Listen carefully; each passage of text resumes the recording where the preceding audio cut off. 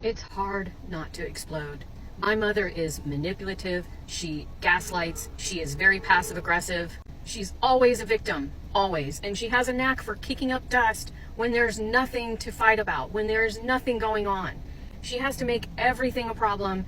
Everything is about her. It is mind-blowing, actually. It can cause burnout even faster. And these are not dementia things. These are things that have been a part of my mother's personality for a very long time, my whole life. And now I'm her caregiver. So it's already hard enough to be a caregiver, but being a caregiver to a narcissist is a billion times harder. Things are going to change though. I'm making changes. My husband and I are making changes. It is going to change. This is madness. You're constantly arguing or debating or defending or any of those things constantly all the time, on top of doing all of the hard work. And if you have no one helping you, I've had it up to here. My body was exhausted, but my brain just would not turn off. And I didn't realize how much stress I was carrying when I actually started paying attention to that. I could be completely drained physically, but the second I laid down, my brain would start going. Thinking about everything, overthinking everything, planning everything, worrying about everything. And I think a lot of caregivers live like this for a long time, and they start believing it's the normal. Like being mentally overloaded all the time is just part of life. But honestly, I think our bodies eventually start responding to that. Here's how you know when your friends and family have zero clue what you do as a caregiver. When your friend or family member says to you, "Hey, what are you up to this weekend?" I'm keeping my mom alive, clinging to my sanity by the skin of my teeth, deciding if I have the energy to wash my hair today, sneaking in a couple chapters of a good book while I'm pooping. Then you ask that same friend, "What are you up to this weekend?" And the response is, "Oh, I'm just going to do some normal stuff, do some shopping, hoping to sleep in a little bit because I'm really tired this week." Like seriously, it's tone deaf. They have zero clue. So when a friend or family member, you have this exchange with them, they don't get it. They don't get it. You're not going to be able to make them get it. So then it's just superficial conversations. And you end up getting pissed off. My name's Jenna. I'm an Alzheimer's caregiver to my mom. She's been here almost 5 years. I work full-time. My husband works full-time. We are her primary caregivers. And as we go through this process, we just learn who understands, who gives a shit, who wants to understand, and people that are just like, yeah, they can't come along on this particular journey with us. We learn as we go, and we live to fight another day.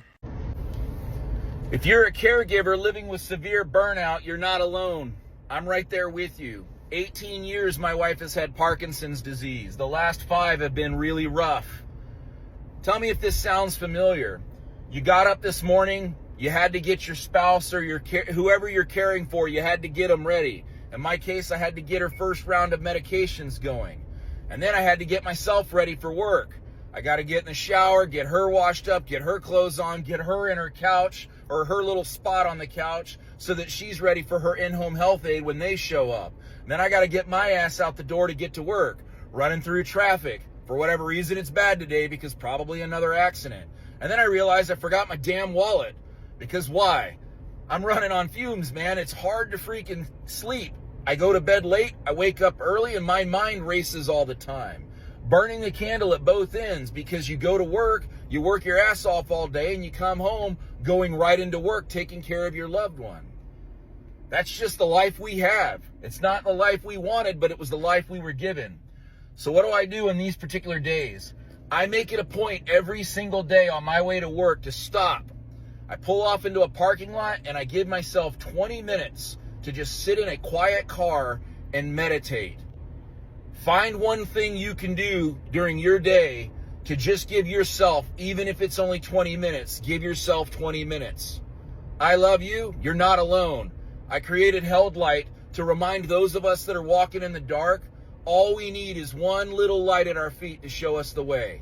Not here to save you, just here to help you, guide you, so you can figure some things out on your own. They check on the person that you're taking care of. They ask how they're doing. They ask if they need any help. But you? No, they don't ask about you. You become the one everyone assumes will just handle it. After a while, people stop seeing you as a person. They start seeing you as the fixer, the emotional support system, the provider, and the worst part, sometimes when you finally start admitting to them that you're overwhelmed, that you've had enough, that you are losing yourself, they don't help you. Even when you have blatantly asked for help, they tell you, you're just so strong. And maybe they mean it as a compliment, but honestly, it feels like a life sentence. Because strong people still break down quietly in the bathroom. Strong people still need you to ask them, how are you doing? Not, how's your husband? How's your family? How's everything going? You need them to check on you. Just you. So if you know somebody who is carrying everyone else on their back right now, check in on them. Not for what they do, not for who they take care of. Just check on them as a human being. Because the strong ones are usually the ones drowning in silence. All right, I'm not afraid to say it. As a caregiver and taking care of both of my parents with Alzheimer's, I miss my old life. And I love my parents so much, or else I wouldn't be doing any of this. But something major has changed, and I've changed with it. I'm talking about the version of my life where my thoughts actually belong to me, where leaving the house didn't require planning around when I give my mom medications or what her mood is going to be or the timing of when she goes to the bathroom or her appointments or just her overall behavior. I'm constantly bracing for the next need or interruption or, God forbid, emergency. And I think that some caregivers quietly think if I were a better person, I wouldn't feel this way. And that is not true. You can love deeply and still miss who you were before all of this. Because some of us didn't just take on caregiving, We, in this process, slowly disappeared inside of it. And for a lot of us, it was little by little, not all at once. Whether it's the adjusting and then adjusting again until parts of us just got left behind. And sometimes with caregiving, it's not even the physical work that hurts the most. It's realizing that your life has become almost entirely reactive, with responding or managing or anticipating and watching and always wondering what's next. So if you've ever thought quietly, I miss my life, that thought is farther from selfish. It is more human than anything. And maybe the better question isn't, why do I feel this way? Maybe it should become, what parts of me have I left behind that still deserve to come with me? And y'all can kiss my ass if you don't like it. Are you a caregiver with burnout that is just absolutely affecting you to the core? And these dishes just can't be done right now? Baby, you can see I am right there with you. I'm right there with you. I'm working on this little by little. I got a huge scare when I looked at my chart today and saw what my cholesterol was. Y'all, I'm treading on some dangerous territory and I'm fixing to fix this. But right now, even this dishwasher, I'm not wasting my time with that machine. It's not working for whatever reason. I have rinsed it out. I've checked the filter.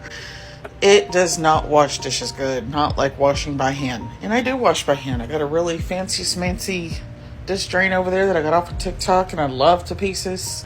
But right now, girl, I just can't. And y'all can kiss my ass if you don't like it. Now I give you the final reveal. Booyah. What's up, gang? It's 11:40. We got the moon out. Been getting a lot of comments about caregiving burnout and how to navigate that and what it makes you feel like.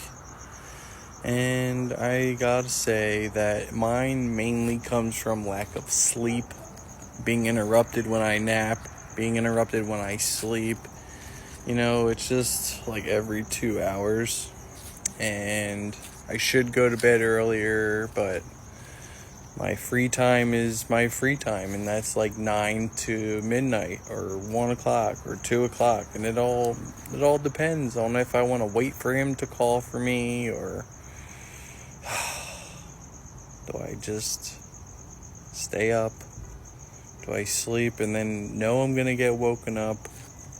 It's every day, and it wears on you, you know, and people always suggest help and getting help, and I'm thankful for you guys offering that for me, but it's not the answer, because no one's gonna help me overnight, and it's just not gonna help my peace of mind. And you know, I don't want like a stranger in the house, or it's just weird, you know. I don't know, a lot of people aren't put in this situation of taking care of their family member and not having siblings, or I don't have my mom here, I don't have like additional help, so it's not like someone can just roll them over for me or do the whole water thing. And there's so much that goes into everything, like making sure he swallows okay, making sure he doesn't choke, making sure he's sitting up properly, and head placement, arm placement. There's so many things that I just know subconsciously after all these years, you know. But yeah, I want to make more videos, but guys, my want to is not there. I don't feel like it. I don't love talking about this shit all the time. It's very, it's sad. Like, my dad's had this for 37 years, and we don't get really any help. He's gotten a scooter and he's gotten a recliner within the last 5 years, but other than that, he's never gotten any assistance from the ALS programs or whatever, and I have to see all these posts about research and funding, and what are we doing, guys? I've seen my dad struggle for 37 years. None of it makes sense. All this ice bucket challenge money, where'd it go? I'm not saying like I need all of it, but some of these families that are fighting and have it way worse than me and my dad, why aren't they getting help? Why aren't we allocating some of this money to be properly, invested for ALS families? Maybe if they need a van, maybe if they need ramps and handicap bars, and you name it. There's so many things that could be used, and we're just putting it towards a cure and research, and that's all great and dandy, but like I said, 37 years in, we haven't seen any progress, and it's disheartening, and that's why I don't make a lot of content this year. I've made plenty of content in the past, 30 days every May, but this year I just haven't felt it, and that's partially my fault, and I'm sorry for that. I'm trying to be of service and be positive and be loving and caring as always, but I'm annoyed, frustrated, just how things are going just sucks.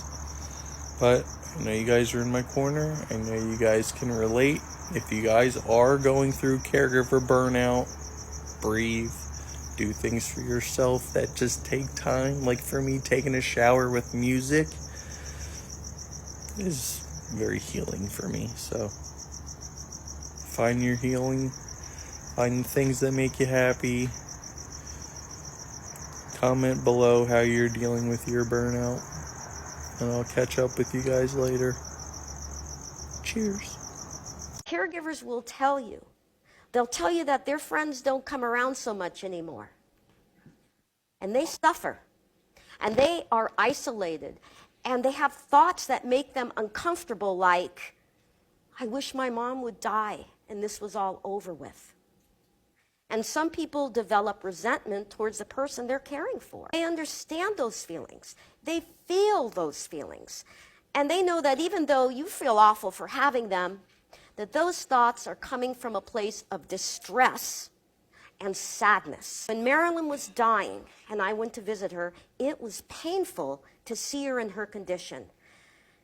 But I felt good about being her friend and acting towards her like a daughter. And caregivers will tell you, even when their loved one is being cranky or difficult or demanding, they're still uplifted by the thought that they're caring for them, that they're performing an act of love, fulfilling a sense of duty, and making their life better. And caregivers have told me that their life is absolutely transformed by the experience. And some develop a more positive view of life. So on the days when your loved one has clarity, when they smile, when they're funny, even if they don't mean to be, and when they show you that glimmer of their old self, savor those moments and uplift yourself with those feelings, especially on the days when you want to quit. Dementia is a brain disease, and it causes people to say things that are untrue, hurtful, paranoid, weird, things that they don't mean. I had a client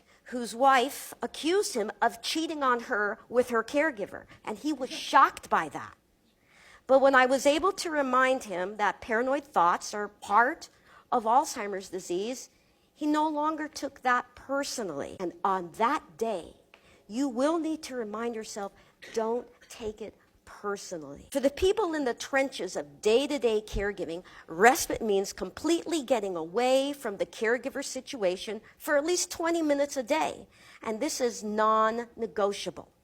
You can read a book, go for a walk, grab a cup of coffee, anything that makes you feel better. Let's talk about caregiver burnout. Excuse my ashy knuckles. I decided that I wasn't putting on lotion because that's how fried my brain is. Disclaimer. But I'm 32 years old. I help take care of my mother who has lots of chronic health issues. She had a major car accident.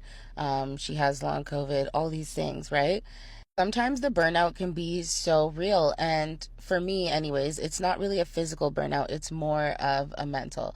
So there's so many layers to it, but the layer that I wanted to really talk about was like the irritability aspect. Having to make so many decisions, having to handle so many different things that aren't centered around you, they're centered around another person. That by the time you get to yourself, it's just like the energy is completely lost. It's the energy to even do or think about literally anything. Someone could ask you the most simplest question and you respond to them by lashing out. The irritability could be so high. It's because your brain is so quite literally fried with thinking of literally any and everything. Just so much information, so much worrying. Somebody could literally ask you what's for breakfast, and you will literally respond with, I don't know what's for breakfast. I don't care what's for breakfast. Like, because it's like, I don't care what's for breakfast. I don't know. I'll eat grass at this point if I just don't have to think about what's for breakfast. So that is kind of something that I've noticed in myself. So that is why I am on such a journey of like trying to find like peace and relaxation in my life and just take care more of myself, like physically, mentally, emotionally, like all of those things matter. Try and find balance, try and, put boundaries on people, even when it's hard to do that, and do that without lashing out, without acting like a total, you know what I'm saying? Because I can be that way. I can really be a total a lot of the time. So what I'm going to do for myself is I'm going to actively seek out whatever those tools are, whatever it is that I need to do. And I'm going to start sharing them because, again, I just feel like, caregiver burnout is a real thing. So we're going to work together. You ever realize everybody said they'd help until it was time to actually help? It's like at some point you realize nobody's coming to tap you out. Nobody's showing up to say, all right, I got it. Go rest. So you keep going. Even exhausted, even burned out, even mentally running on empty. Because when you're the only one willing to help or the only one able to help, what choice do you really have? Somebody still has to answer the phone. Somebody still has to go to appointments. Somebody still has to deal with the falls, the medications, the paperwork, the confusion, and then also the bad nights. And somehow that person became you. That kind of pressure changes you. You stop relaxing because your brain never fully shuts off. You feel guilty anytime you sit down. You become so used to carrying everything that people stop asking if you're okay. They just expect you to handle it. I can remember sitting in my car some days before even going inside, just trying to mentally prepare myself. I wasn't crying. I was just tired in a way that sleep doesn't fix. And people who've never done this don't understand that kind of exhaustion. It's physical, mental, emotional. It's grieving somebody while still taking care of them at the same time. So if you're at that point where you feel worn down or close to giving up, I need you to hear this. You're not weak for feeling overwhelmed. You've been carrying responsibilities that should have been shared by multiple people. Anybody would break under that eventually. And honestly, some days surviving is the win. Some days getting through the day without completely falling apart is strength. And if nobody's told you this lately, I said if nobody's told you this lately, I see you. Share something with you. I've been a caregiver to my elderly parents for more than 10 years. And someone asked me one time, in the midst of everything you've gone through, the upset, the fights, all the crazy that is seen, how have I stayed positive? And it's this quote from Martin Luther King Jr. that helps me. We may have finite disappointment, but we must have infinite hope. And I tell you, I've had disappointment, you name it, unemployment, debt, busted up marriage, heartbreak, loneliness, whatever it is. And I see what happens with you as caregivers. We're tired and frustrated. We've been let down. We're isolated. We feel like no one cares about us, and the depression, that physical wear and tear. It is all real. And I know, and I feel it, and I'm there with you. But when that quote is said, and I think about my disappointments, recent or far back, in the scheme of things, how I hold it together is the disappointment must look like this, and the hope must look like this. As wide, as vast, as far, if not farther, than these waters. And I know you say, oh, well, that's easy for you to say, or easier said than done. I know, because oftentimes what happens is our disappointment looks like that, and our hope looks like this, and we have to invert it. So how do we do that? And it's this way. Action always fights apathy. Action answers apathy. Action answers apathy. Take an action, any action. If you can wake up and get up and stand up and walk up, you can go up. One thing, just one thing today. One thing for you, one little thing. It don't have to look like that. You could start with the size of this. Take an action. It will answer the apathy. It will begin to break the shell in us. It will help crack that darkness and bring a little bit of light. And I'm saying this for me today. If you happen to get something out of it, that is great. That is wonderful. But I'm saying this for me first and you second. But I hope that wherever you are in your walk and in your journey, that your disappointments too will become finite and your hope become way more infinite. The key to healing caregiver burnout is not doing less. It's feeling more. And I know that might sound backwards or simple, so let me explain. Everything you've been told about recovering from burnout has been focused on doing less. Rest more, slow down, take a break. And while rest does have value, it is not the real solution because your exhaustion is not just from doing too much.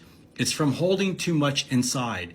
After all, this is the most personal and emotional experience you'll ever go through. There is a difference between these two problems, and they require two completely different solutions. Doing too much requires rest. Holding too much on the inside requires release. And release, real emotional release, is what actually empties the cup. When you finally give those emotions somewhere to go, the grief, the guilt, the sadness, the resentment, the fear, the aloneness, your body and mind begin to recover naturally. The fatigue starts to ease. The irritability starts to lift. The numbness starts to soften. Not because your circumstances changed, but because the pressure inside of you finally has somewhere to go. Comment, like, and follow for more caregiver content. If you don't know, you don't know, but being a caregiver is probably one of the most, this is probably one of the hardest things I've ever done. I've worked many jobs, I've done many things, but being a caregiver, especially to someone that is your family member, your mother,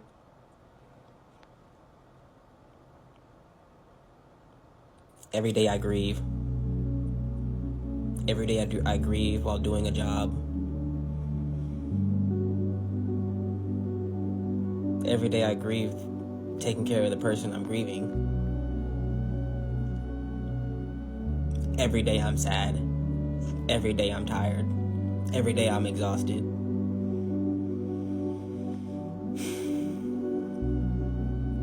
And I just don't like the way some people talk about disabled people, caregivers, health professionals, Medicaid, people on Medicaid. Things can happen to people in like that, and your whole world is changed. If we could just be a little bit kinder to each other, then we might just make it. It wasn't the big thing that broke you. It was one small thing that landed on top of everything else. Here's how burnout actually happens. The cup fills up slowly. Doctor's appointments, financial stress, sleepless nights, the grief of watching your loved one change, the guilt that never fully goes away. All of it pouring in day after day. And you keep going. You keep functioning. You tell yourself you're handling it because you're still standing. Until one day, one unexpected thing pushes it all over.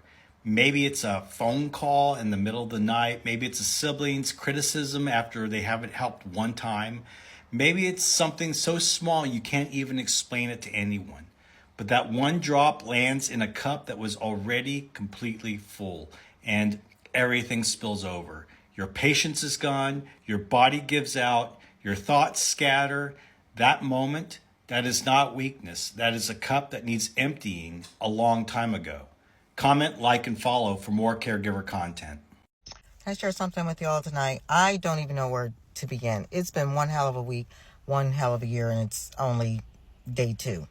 So I caregive my elderly parents. I was taking care of my dad this week. My dad put some stuff on his area, for lack of a better word.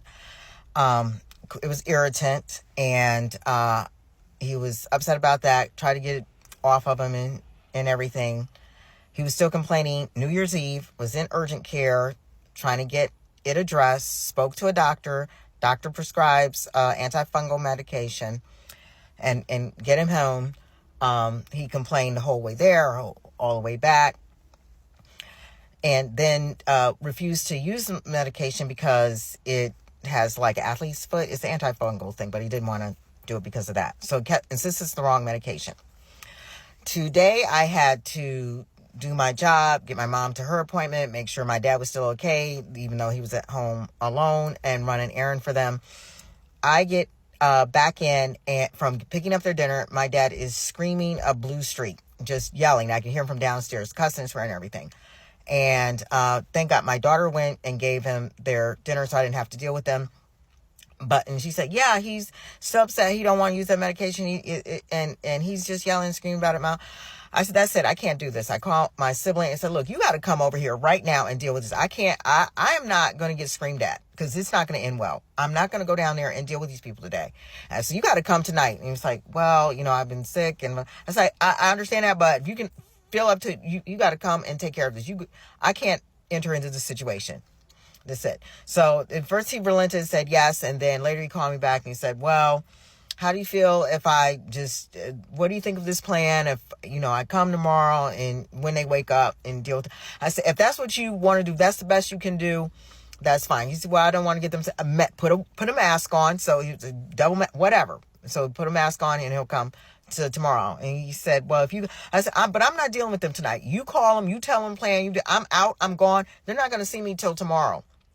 Because I said, I've had enough, and I can feel the stress on my body of tick, tick, tick, tick, tick, tick, of all the things of this week, because my dad has really just been off the chain, but he won't use the medication, and I'm not going to fight him on that. That's what I say. If you don't want to do it, I can't make you do it.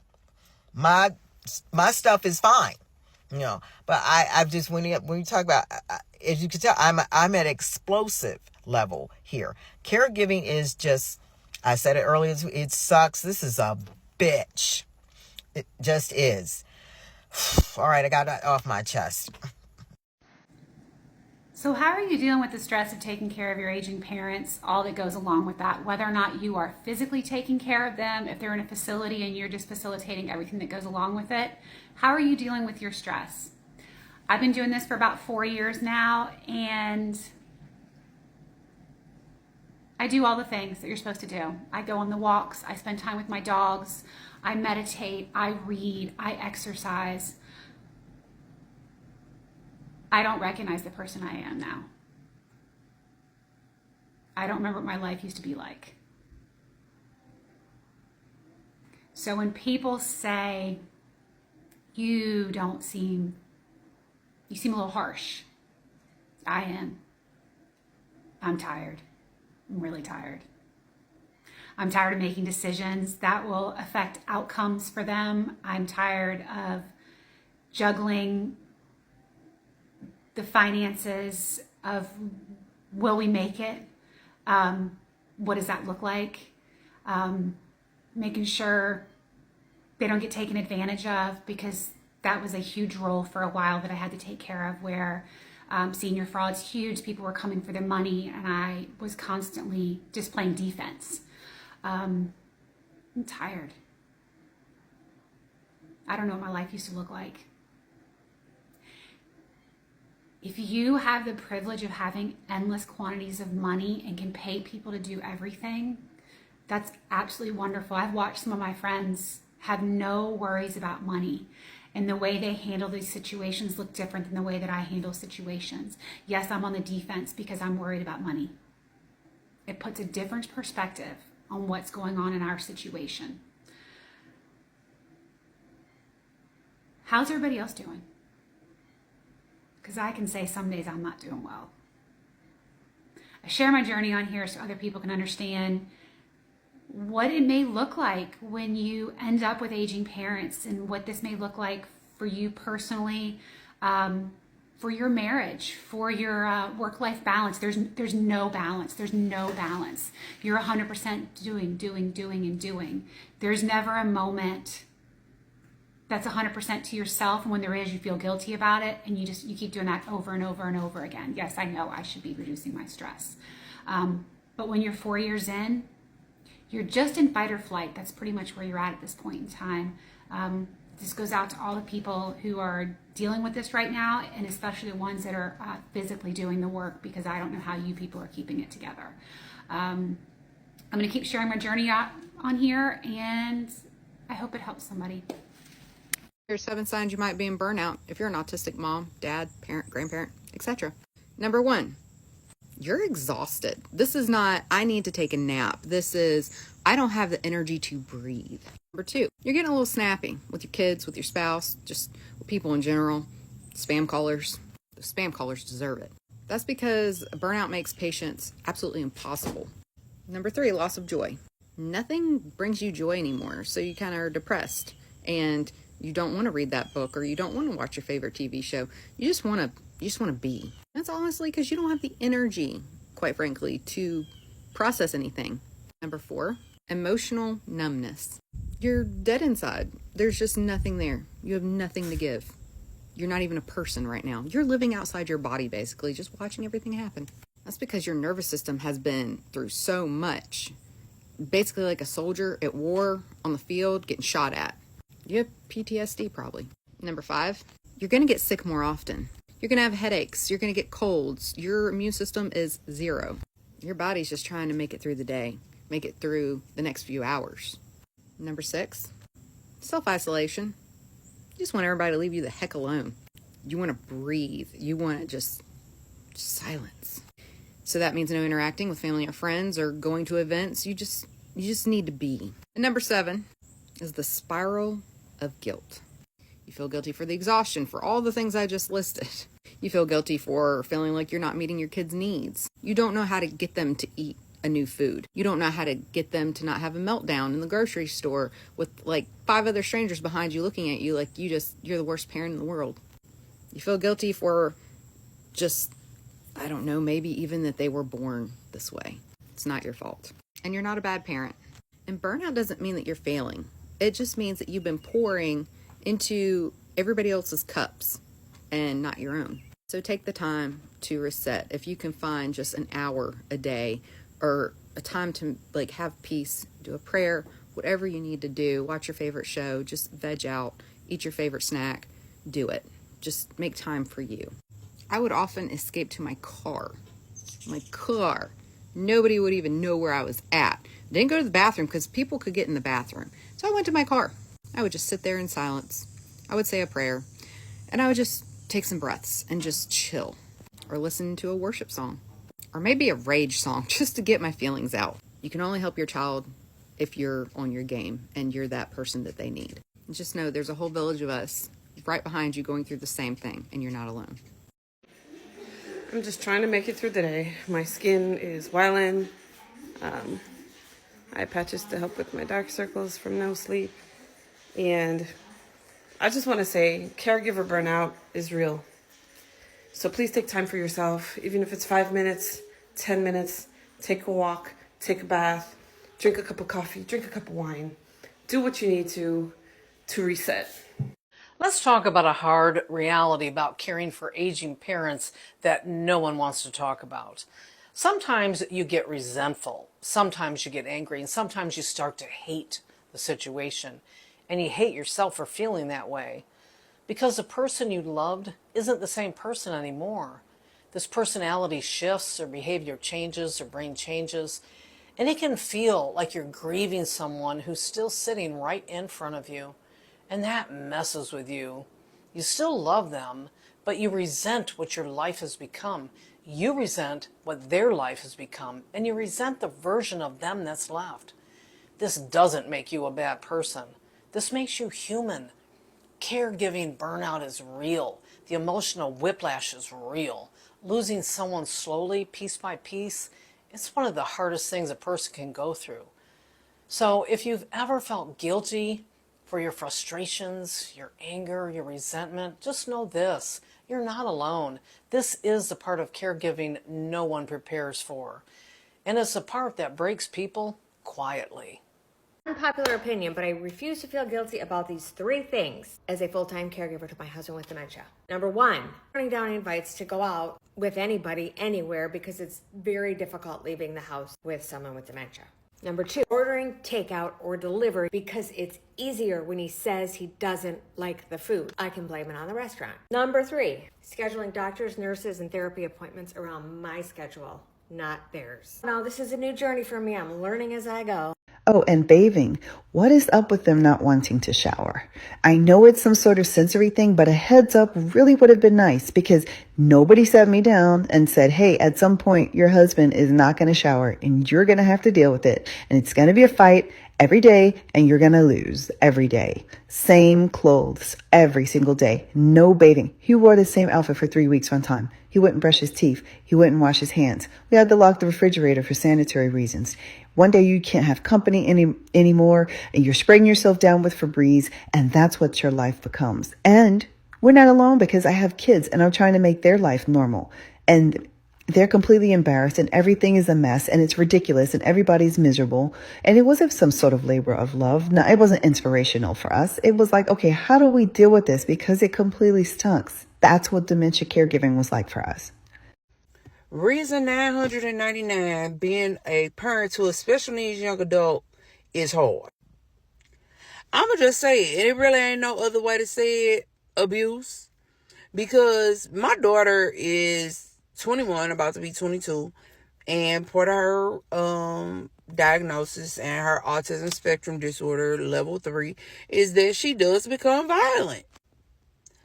As a result, on any given random moment, I might have 90 pounds of fury crashing into me, fighting me.